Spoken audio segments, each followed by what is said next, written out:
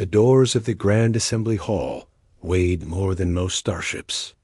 They were carved from the compressed core of a dead star, polished until they reflected the light of 1,000 different suns. For 12,000 years, those doors had opened to welcome the greatest civilizations in the galaxy. Today, they opened for humanity. Admiral Thomas Kane walked through those doors alone. The chamber beyond was so vast that clouds formed near its ceiling. Gravity was different here, calibrated to accommodate species that flew, crawled, floated, or slithered. Seats rose in spiraling tiers toward the distant heights, each one occupied by a representative of one of the galaxy's 4,000 recognized species. Some were beings of pure light. Others were masses of writhing tentacles. A few existed partially in dimensions that human eyes could not perceive. Every single one of them was watching Thomas Kane. The Admiral was 57 years old, with gray hair cut short and a face that had seen too many battles. He wore the dress uniform of the Terran Defense Initiative, dark blue with silver trim, medals hanging over his heart. His boots clicked against the crystalline floor as he walked toward the central platform, where a single spotlight waited to illuminate whoever stood there. High Chancellor Morthax spoke first. He was a creature of living stone, his body formed from compressed minerals of his homeworld, his voice like grinding mountains. Human representative, you stand before the Galactic Council to answer for crimes against the peace of civilized space. Do you understand the charges against you? Kane stopped at the center of the platform. The spotlight activated, bathing him in harsh white light. Above him, holographic displays showed his face magnified 1,000 times, every wrinkle visible to the watching millions.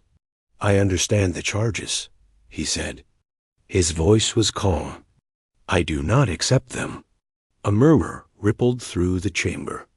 Species that had not agreed on anything in centuries exchanged glances of shared surprise. No one spoke to the council this way. No one. You do not accept them? Morthax's stone face cracked in what might have been amusement. Human, your species has been part of galactic civilization for 34 years. In that time, you have violated more treaties than the Dominion of the Eternal Flame violated in 3 millennia of conquest. Your latest actions in the Tessara system have destabilized an entire sector. You deployed military forces without council authorization. You engaged a sovereign power in open combat. You have caused chaos on a scale not seen since the Third Expansion War. Yes, Kane said simply. We did all of those things. The chamber erupted. Thousands of voices, speaking in hundreds of languages, all expressing the same outrage. How dare this human admit guilt so casually? How dare he stand before the greatest governing body in the galaxy and show no remorse? Kane waited for the noise to die down. When it did not, he raised one hand. Silence fell instantly. It was not magic. It was not technology. It was simply the presence of a man who had faced death so many times that nothing could frighten him anymore. Before you judge us, Kane said, I invoke Article 7 of the Galactic Compact, the right of context. I ask that this council hear why humanity did what it did. High Chancellor Morthax leaned forward. Article 7 has not been invoked in 600 years. You truly wish to present evidence? I wish to present truth. Kane reached into his pocket.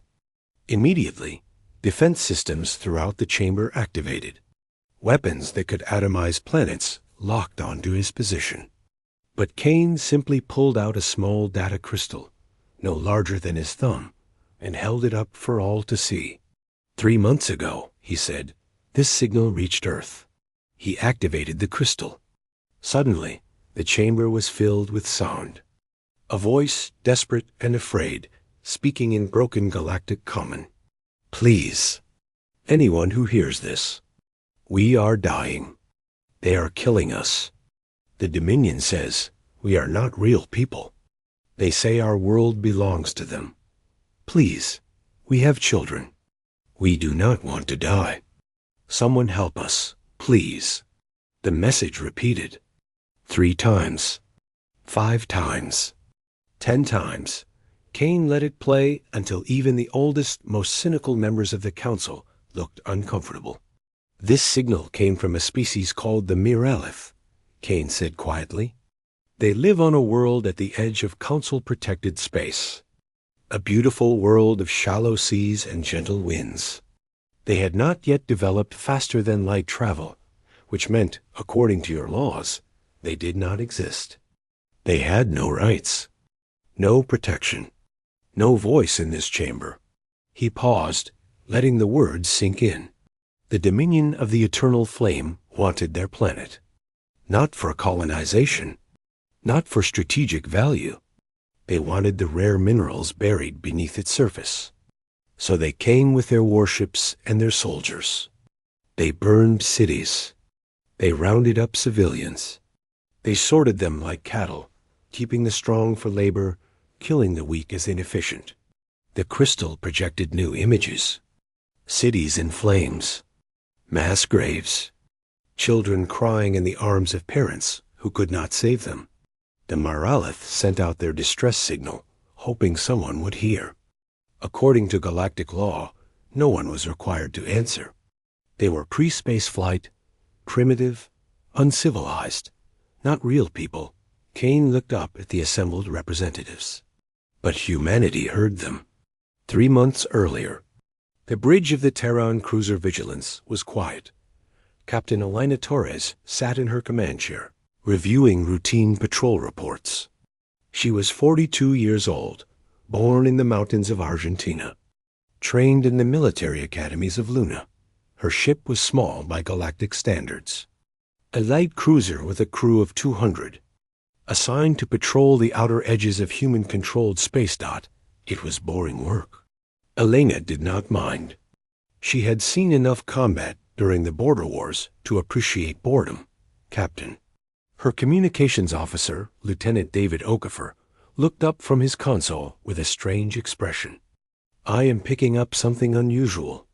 A transmission on emergency frequencies. Source? Outside council space. Barely inside range. It is weak, but it is definitely artificial. Elena frowned. Put it through. The bridge speakers crackled. Then a voice spoke, thin and desperate, in badly pronounced galactic common. Please, anyone who hears this. We are dying. Elena listened to the entire message twice. Her crew watched her face, waiting for orders. David, she said quietly, confirm the source location. Already done, Captain. The signal originates from the Tessara system. It is technically in Dominion territory. Technically? There is a disputed zone at the edge. The planet sending this signal is inside that zone. The Council has never formally assigned it to any power. Elena stood up from her chair. She walked to the main view screen, where stars glittered against the endless black, the Dominion of the Eternal. Flame was one of the most powerful civilizations in the galaxy. They had conquered 1,000 worlds. Their military outnumbered humanity's by a factor of 50. Responding to this signal would mean entering their territory. It would mean risking war. But there were children on that planet. Children who were dying while the galaxy debated jurisdiction. Open a channel to Earth Command, Helena said. Priority Alpha. I need to speak with Admiral Kane immediately. Cliffhanger. As the channel connected, Lieutenant Okafor's face went pale. Captain, I am intercepting a secondary transmission. Dominion military encryption. They know someone received the signal. They are accelerating their timetable. Whatever they are planning for that planet, they are going to do it in 72 hours.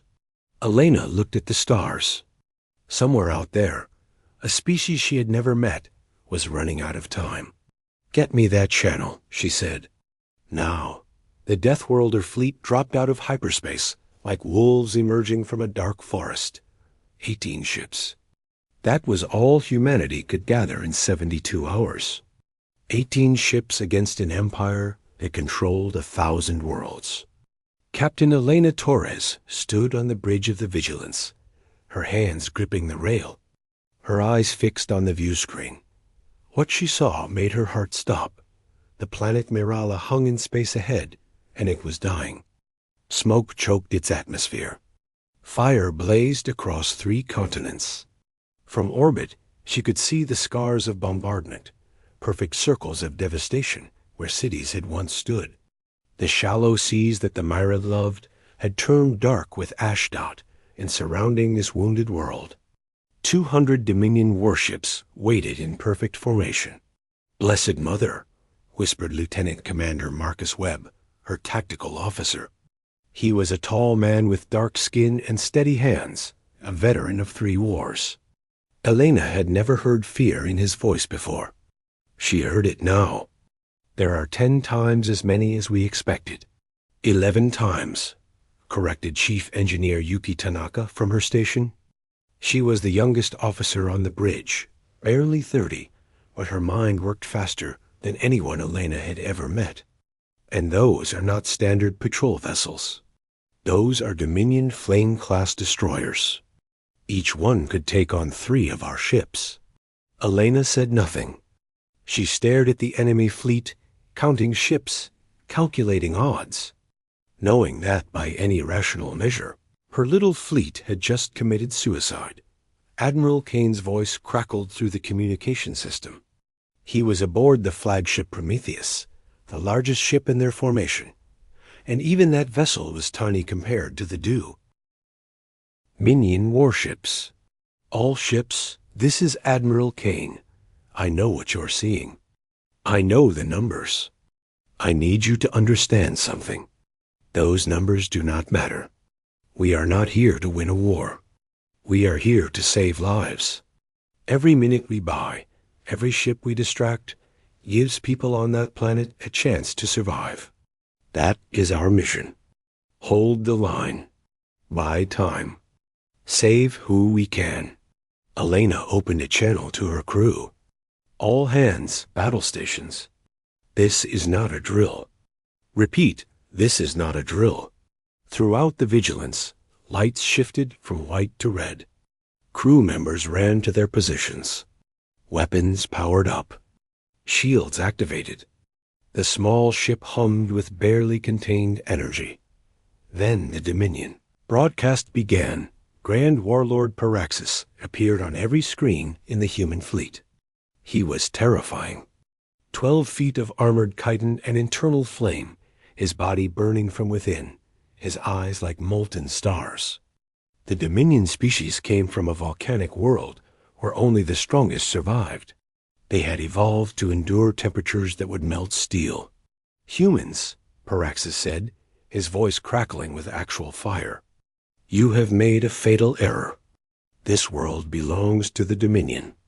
These creatures are resources, nothing more. Turn back now, and we will report this incursion as a navigational mistake.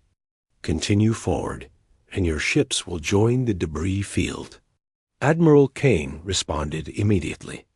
"Grand Warlord, I am Admiral Thomas Kane of the Terran Defense Initiative. We have received a distress signal from the inhabitants of this planet. They are asking for help. We are here to provide it. I respectfully request that you stand down your blockade and allow humanitarian aid to reach the surface." Paraxis laughed.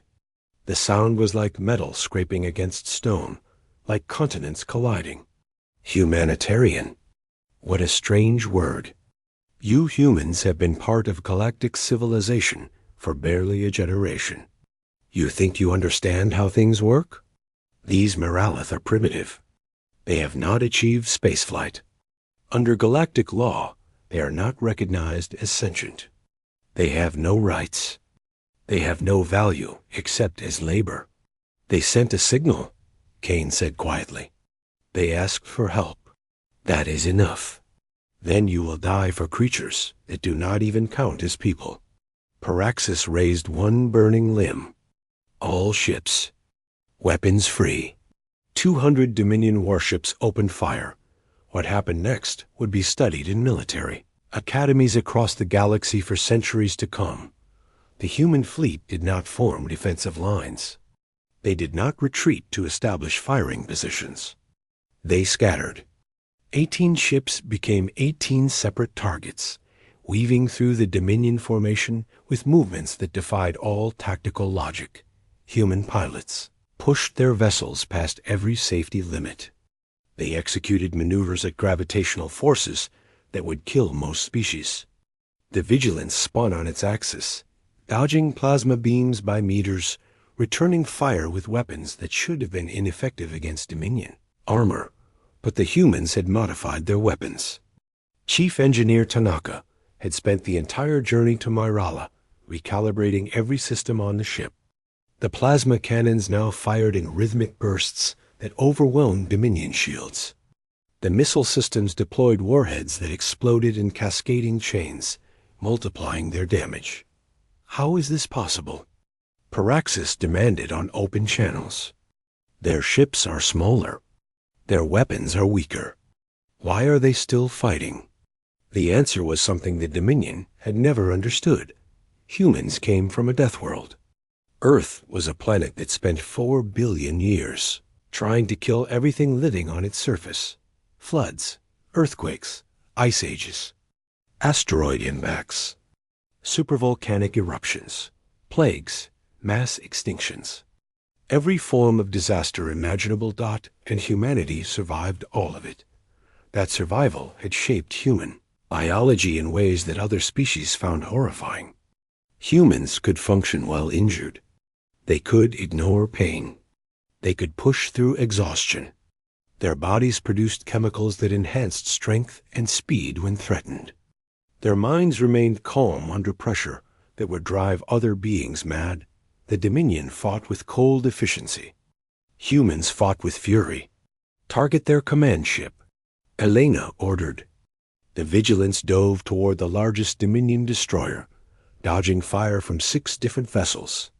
All power to forward weapons. Captain, that is suicide. Marcus shouted. Just do it. The Vigilance fired everything it had directly into the destroyer's engine section. The explosion lit up the void, and when the light faded, the massive Dominion ship was spinning out of control, flames erupting from a dozen breaches. One down, Elena breathed. Keep moving. Do not give them a stationary target. Across the battlefield, human ships performed similar miracles. The Prometheus rammed straight through a Dominion formation, emerging scarred but intact, leaving 3 enemy vessels crippled in its wake. A tiny frigate called the Dawn's Edge drew fire from 20 ships simultaneously, dancing through plasma beams like a leaf in a storm, buying time for evacuation shuttles to reach the planet's surface. On the ground, human Marines landed in the middle of a war zone. They wore power armor designed for the crushing gravity of super-Earths, armor that let them survive hits that would destroy vehicles. They fought their way to Miralath population centers and began loading civilians onto transport craft. The Miralath had never seen anything like these humans. Tall beings in metal shells, speaking words of comfort in broken translations, carrying children to safety, while fire rained from the sky. By the end of the first engagement, 6 Terran ships were badly damaged. 2 were destroyed, their crews lost. But the Dominion had lost 40 vessels, and more importantly, the blockade had been broken. Evacuation shuttles reached the surface. Medical teams began treating the wounded. For the first time in weeks, the Miralath had hope. Admiral Kane broadcast to all surviving ships. Hold position. We have bought some time, but this fight is far from over. Elena slumped in her chair, exhausted.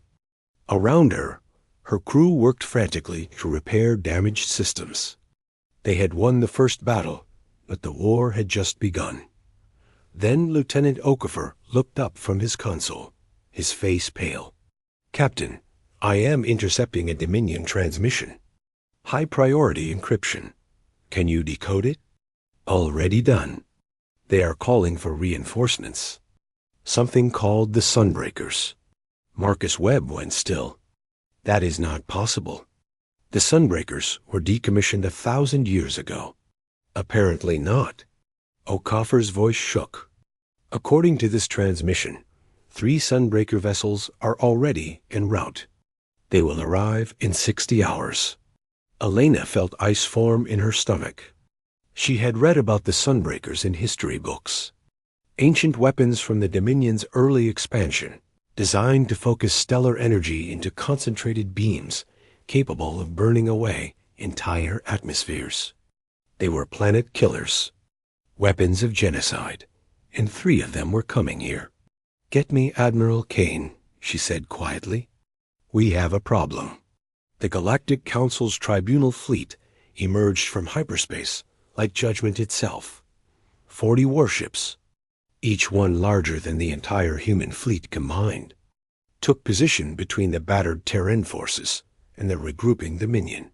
At their center flew the Arbiter's throne, the personal vessel of High Chancellor Morthax, a ship so ancient it had witnessed the founding of the Council. Itself, Captain Elena Torres watched them arrive from the bridge of the Vigilance. Her ship was held together by emergency repairs and desperate hope. Half her crew was injured. Her weapons were running low.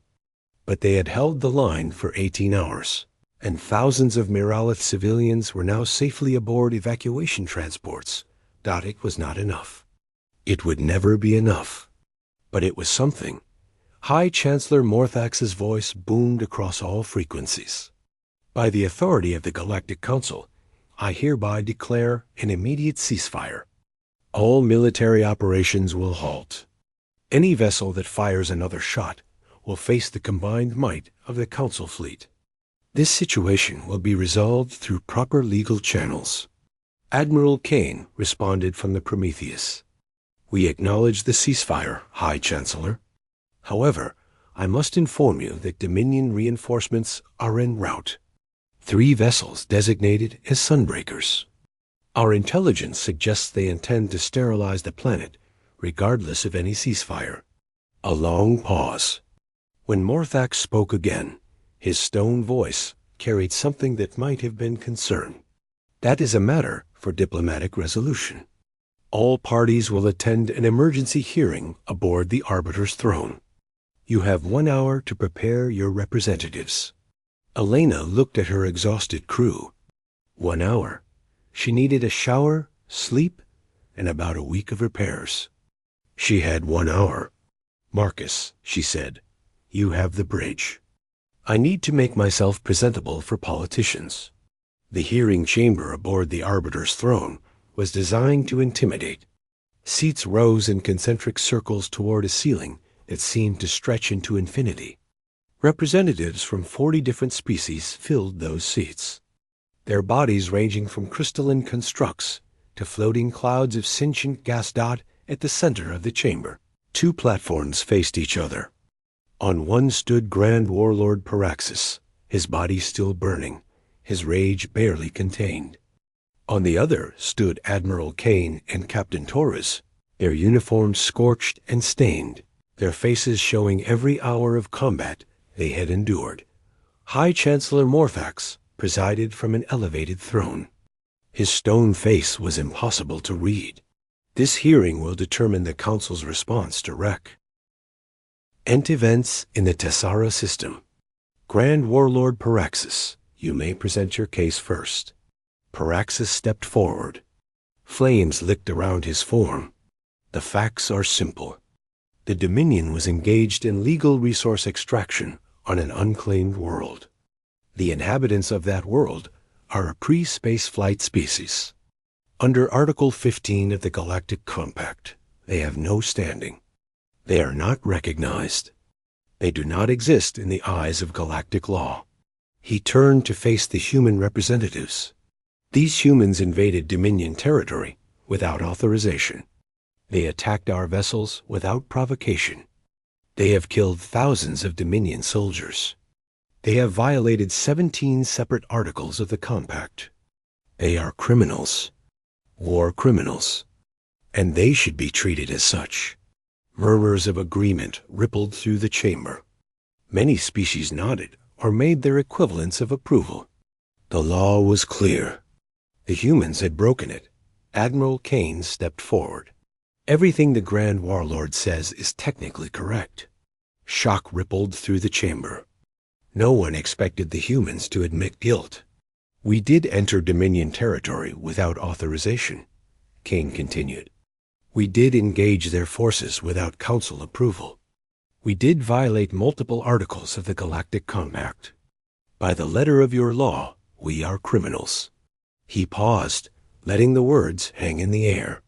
But I would ask this council to consider what your law actually protects. The Miralith built cities. They created art. They composed music. They raised children. They fell in love and grew old and wondered at the stars. By every meaningful measure, they are people. Conscious beings with hopes and dreams and fears. Kane activated holographic display. Images appeared in the air above him. Miralith cities before the invasion. Elegant towers of curved stone rising from shallow seas. Miralith families gathered for celebrations. Miralith children playing in gardens of bioluminescent plants. Then the images changed. The same cities burning. The same families herded into camps. The same children lying still in mass graves. The Dominion did not come to Mirala for resources, Kane said quietly. There are 1,000 worlds with the same minerals, worlds without populations to eliminate. They came to Mirala because the Miralith were there. Because they wanted to prove that they could. Because your laws gave them permission to commit genocide, and they decided to exercise that permission. Grand Warlord Paraxis laughed. Genocide? You cannot commit genocide against animals. These creatures are not people. Your emotional appeals are meaningless. The law is clear. The law is wrong. Silence. Complete, absolute silence. Kane looked up at the assembled representatives.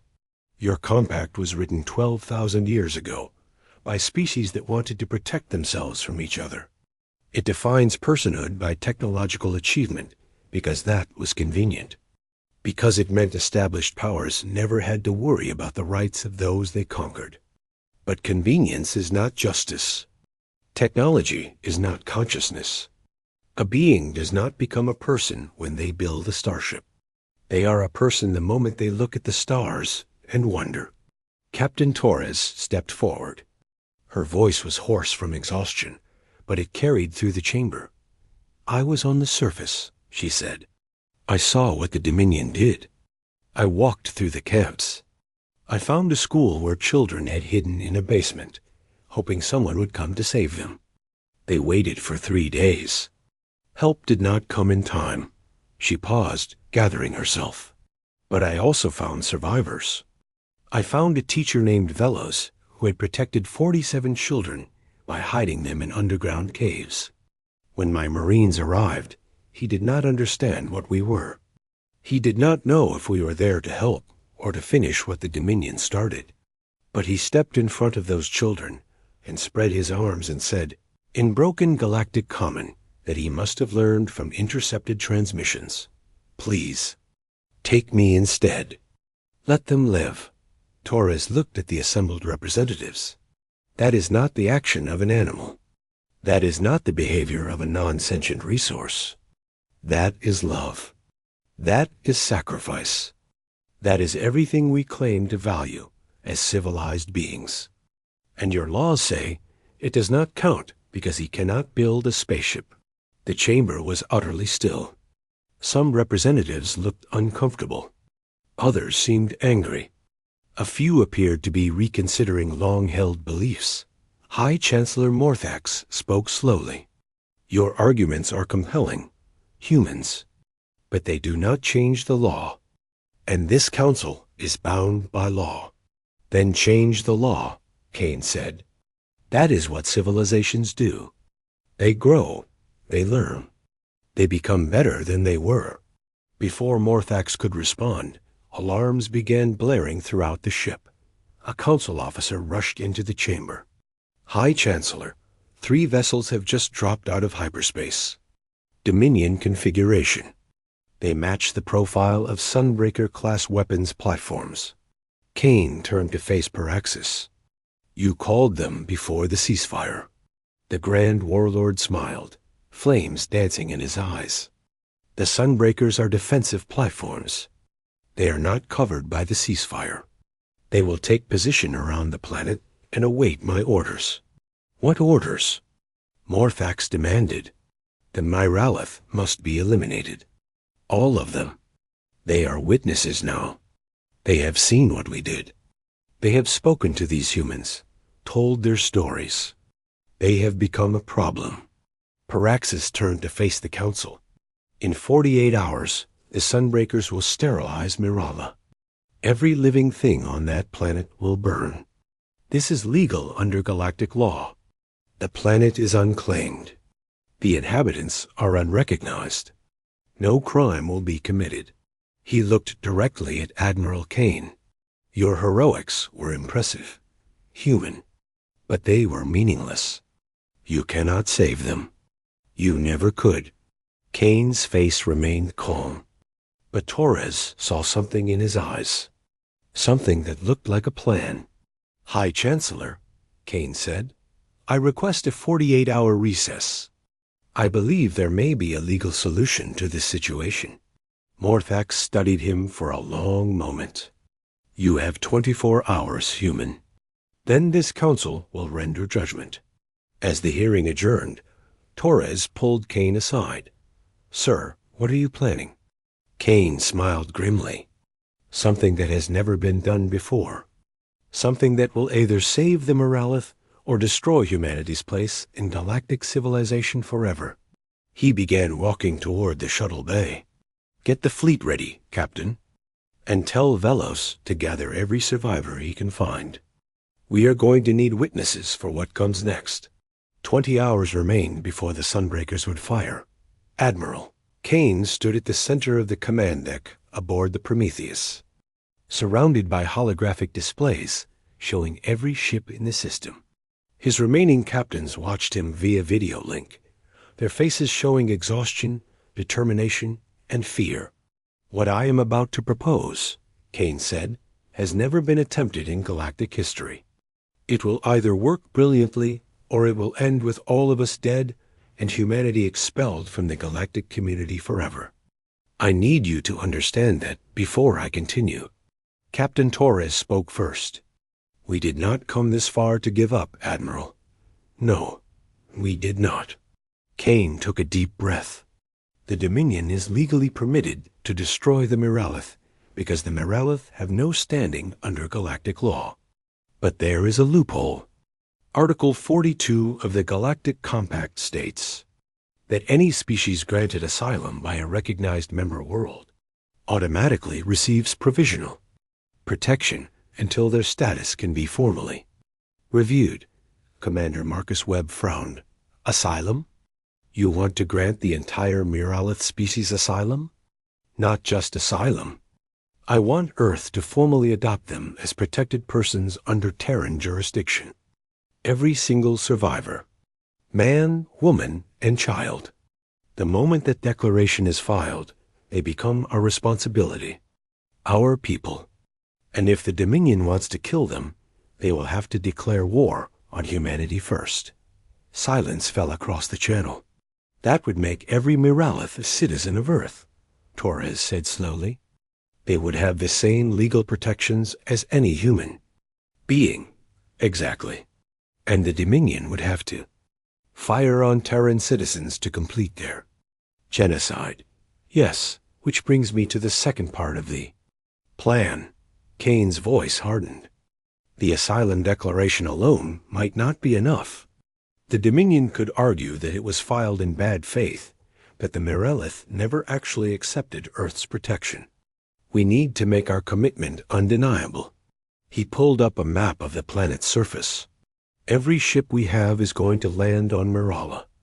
Every crew member who volunteers will stand on that planet beside the Miralith. When the Sunbreakers fire, they will fire on humans and Miralith together.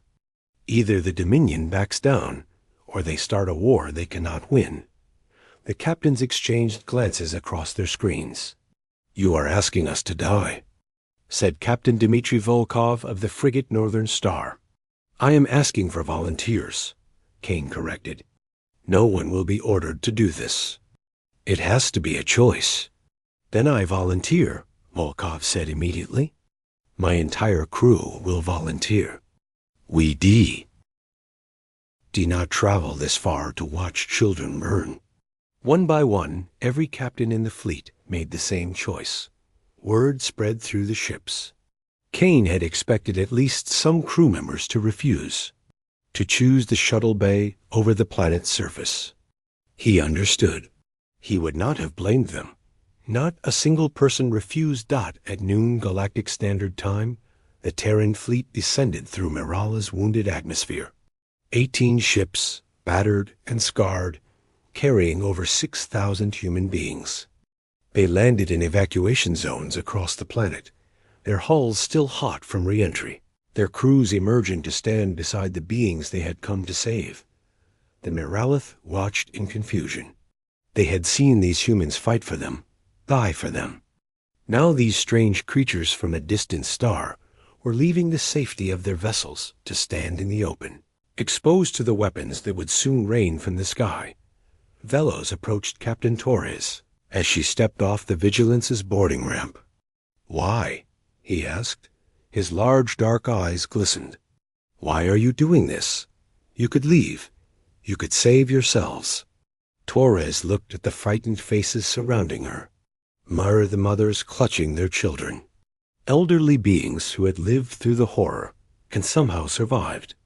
Young ones who had lost everything but still found the strength to hope. "Because you asked for help," she said. "And we heard you."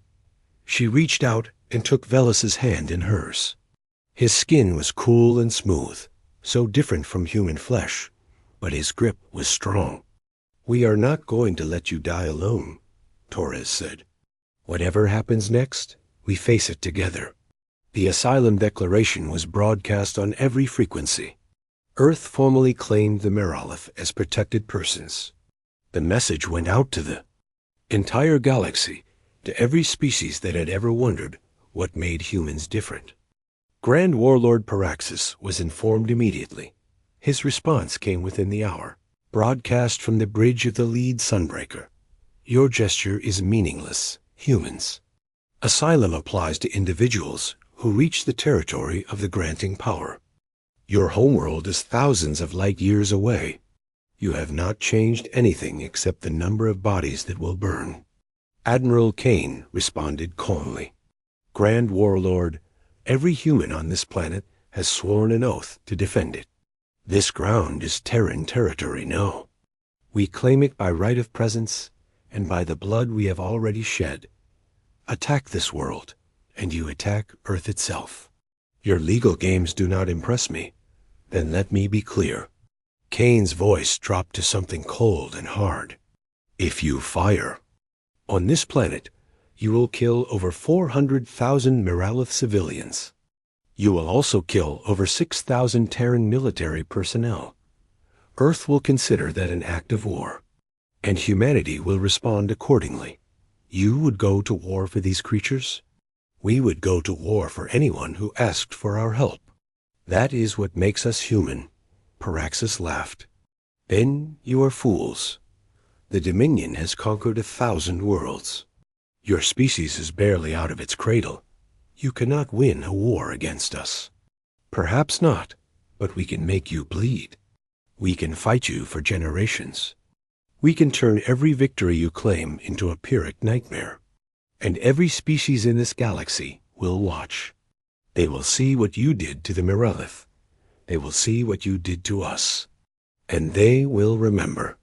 The channel went silent. On the surface of Mirala, humans and Miralith waited together. The hours crawled past. Some people talked, others prayed. Many simply held hands with strangers, finding comfort in the presence of others who had made the same impossible choice. Tori sat with Velos near the Vigilance. Around them, human. Soldiers played games with Miralith children, teaching them words in English, learning words in return. The absurdity of it struck her. In a few hours, they might all be dead. And here they were, making friends. "Your people are strange," Velos said. "I know. You came across the stars to save beings you had never met. You defied your own laws. You risked everything. And now you sit here, waiting to die beside us, and your soldiers are teaching our children to play a game with a ball." Torres smiled. "We call it football. Soccer in some places. It is very popular on Earth. Why? Why? Are humans like this?" Torres thought about it for a long moment. "Our world tried to kill us for billions of years," she said finally. "Disasters, predators, diseases, and each other. We survived because we learned to help each other. Because when things got bad, we did not run away. We stood together. That instinct is part of us now. We cannot hear someone cry for help and do nothing. It would be like trying not to breathe." Velos was quiet for a while. "We never understood why no one answered our signal," he said. "We thought the galaxy was empty. Or that no one cared. The galaxy is not empty, and you found people who care." The Sunbreakers powered up their weapons. Sensors across the system detected the energy buildup. In minutes, they would have enough charge to fire beams that would burn away the atmosphere and turn the surface to glass. Then something extraordinary happened.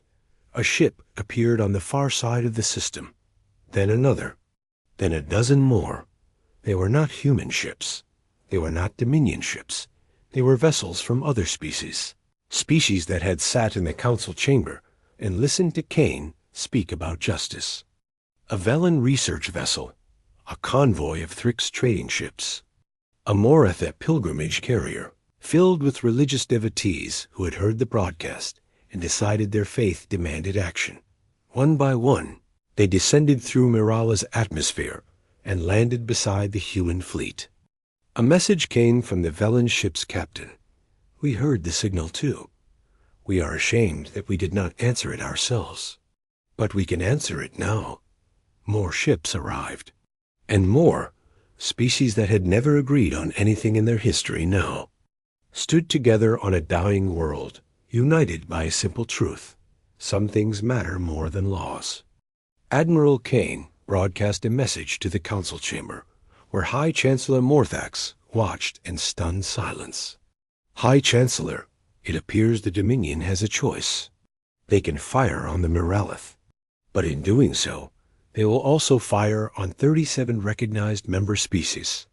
Every ship that lands represents a declaration of solidarity. The question is no longer whether we will die here. The question is whether the Dominion is prepared to start a galactic war." The Sunbreakers held their position. The weapons remained powered. But they did not fire. Paraxis appeared on screen one final time. His flames burned low, his voice tight with barely controlled fury. "This is not over, humans. You have made enemies today who will never forget, never forgive. Enjoy your victory. It will be your last." The Dominion fleet turned and retreated into hyperspace. On the surface of Mirala, humans and Miralith and representatives of 36 other species watched them go. For a long moment, no one spoke. Then, somewhere in the crowd, a human soldier began to laugh. The sound was infectious. Soon others joined in, the tension breaking like a fever, replaced by joy and disbelief and overwhelming relief. Velos stood beside Torres, tears streaming down his alien face. "We survived," he whispered. "You saved us." Torres put her arm around him. "No," she said. "We saved each other." But as the celebration began, a new vessel appeared in orbit. Ancient beyond measure, it bore markings that had not been seen in 10,000 years, the sigil of the Galactic Founders. And it was heading directly for the Prometheus. The Founder vessel did not obey. Normal physics dot. It seemed to exist in multiple dimensions at once, its hull shifting and changing like crystallized thought. Light bent around it in ways that hurt to watch. When it finally stopped moving, the entire system held its breath. No founder had interfered in galactic affairs for 10,000 years. They were legends, myths, ancient beings who had created the Galactic Council in an era when most current species were still crawling out of primordial oceans.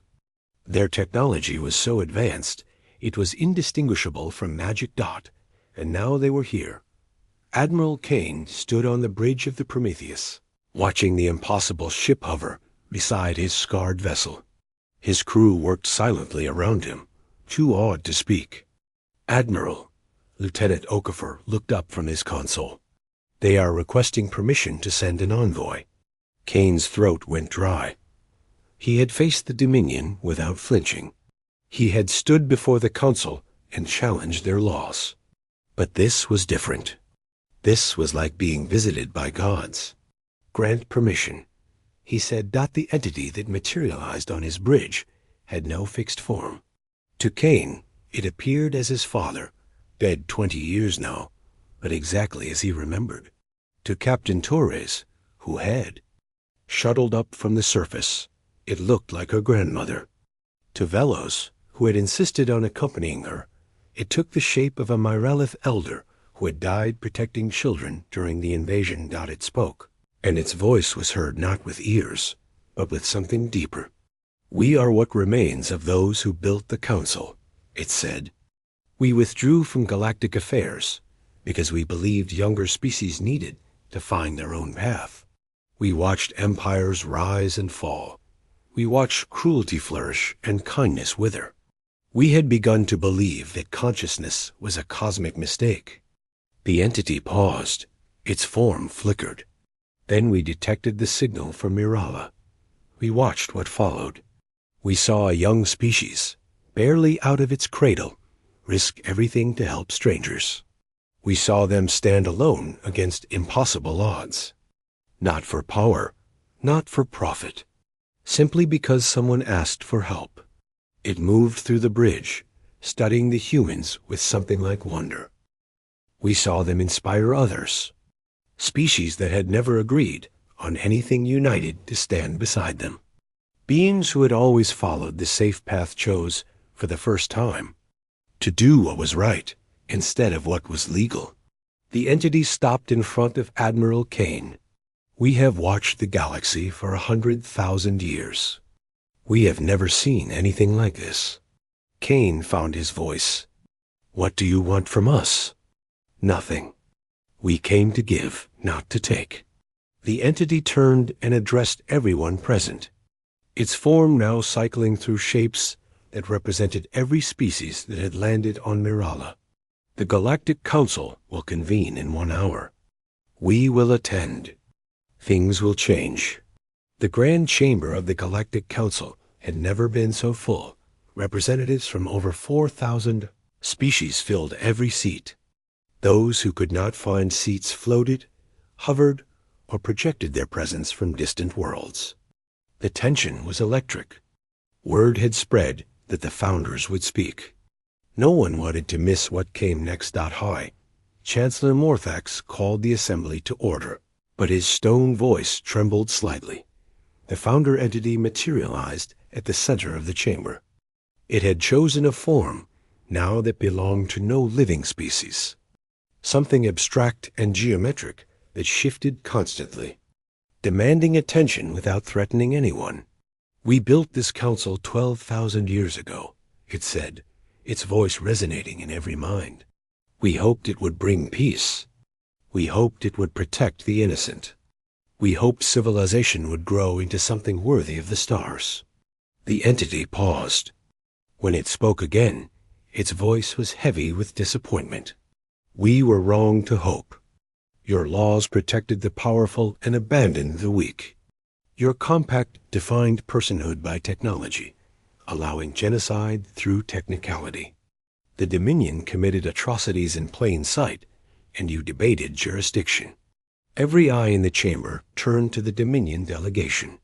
Grand Warlord Paraxis stood motionless, his flames burning low. The Dominion of the Eternal Flame has violated the foundational principle upon which all civilization should be built, the recognition that consciousness is sacred. Legal arguments are irrelevant. Excuses are meaningless. The entity raised what might have been a hand.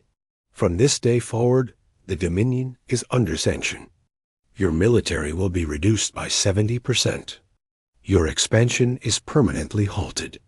Your leaders will face trial for crimes against sentient beings. This is not negotiable.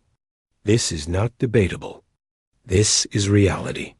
Paraxis roared, flames erupting from his body. You cannot do this. We are a sovereign power. We have rights under the compact. Your rights ended when you burned children alive. The entity did not raise its voice. It did not need to. Paraxis stumbled backward as if struck, his flames guttering. Then the entity turned to the human delegation. Admiral Kane stood with Captain Torres and Velos, who had been granted special permission to attend as a representative of the Mirelith. They looked small and fragile compared to the vast beings surrounding them. Humanity, the entity said, you have proven something important. Something many of us had forgotten was possible. It approached them slowly. You reminded us that civilization is not built on laws alone. It is built on the willingness of beings to stand up for each other, to hear a cry for help and answer it, to look at strangers and see brothers. The entity paused. The council will be reformed. The definition of sentience will be expanded. No longer will a species need to build starships to be recognized as people. Consciousness, compassion, and the ability to ask for help will be the only requirements. The Mirelith will be formally recognized, and their world will be protected. A ripple of surprise passed through the chamber. This was a fundamental change to galactic law, and it was happening in moments. Furthermore, the entity continued, humanity will be offered a seat on the Founders' Advisory Council, a position no species has held in 50,000 years. You have earned it. You have earned it by being what you are. Kane stepped forward. We do not want power. We only wanted to help. That is exactly why you should have it. Those who seek power for its own sake should never hold it. Those who seek only to help others are the only ones who can be trusted. The entity began to fade. The galaxy is changing. Old empires will fall. New ones will rise. But what happened here today will not be forgotten. A signal was sent from a dying world, and someone answered. It vanished. 6 months later, Captain Elena Torres stood on the surface of Mirala. The planet was healing. Cities were being rebuilt with help from dozens of species. The shallow seas were clearing. Plants were growing again. Where there had been death, there was now life. Torres had been promoted and given command of a new task force. The Second Chance Fleet, they called it. 12 ships dedicated to one mission, finding those who cried for help and answering them. Velos walked beside her through the gardens of the new capital city. He had become his people's first ambassador to the Galactic Council, working alongside Admiral Kane to ensure that what happened to the Mirelith would never happen to another species. I still cannot believe it sometimes, he said, that any of this is real, that we survived. Torres smiled. I know the feeling. They stopped at a memorial that had been built in the city center. Carved from native stone, it depicted 2 figures, a human and a Mirelith, standing side by side, hands joined. What does the inscription say? Torres asked. Velos read the words carved below the figures. It says, they heard us. They came. We are not alone. Torres felt tears prick her eyes. She thought of the signal that had started everything, the desperate plea that had crossed the stars, the children who had hidden in basements, hoping someone would save them. They had been saved. Not all of them. Too many had died before help arrived. But those who survived would rebuild. They would grow. They would remember Dot and humanity would be there to help. Admiral Kane had given a speech at the memorial ceremony the previous week. His words had been broadcast across the galaxy. "They call us Deathworlders," he had said. "They say our planet is hostile, our biology violent, our instincts aggressive. They are right. Our world tried to kill us for 4 billion years. We survived by standing together, by helping each other, by refusing to let the innocent suffer alone." He had paused, looking at the crowd of humans in Miralith and representatives of species from across the galaxy. "This is our gift and our burden. We cannot hear a cry for help and do nothing. We cannot watch others suffer and look away. Some call it foolish. Some call it reckless. We call it being human. And as long as we draw breath, no cry for help will go unanswered." Torres stood at the memorial until the sun set. New stars appeared in the sky, unfamiliar constellations that the Miralith were just beginning to learn. Somewhere out there, other species were watching, wondering about these strange beings called humans who had crossed the stars to save strangers. Maybe they would be inspired. Maybe they would learn that laws were not the same as justice, that power was not the same as strength. Or maybe, the next time a signal went out from a dying world, someone besides humanity would answer. That was the hope. That was the dream. Torres took one last look at the memorial, then turned and walked back toward her ship. There was work to do. There were always more people who needed help, and she intended to find them.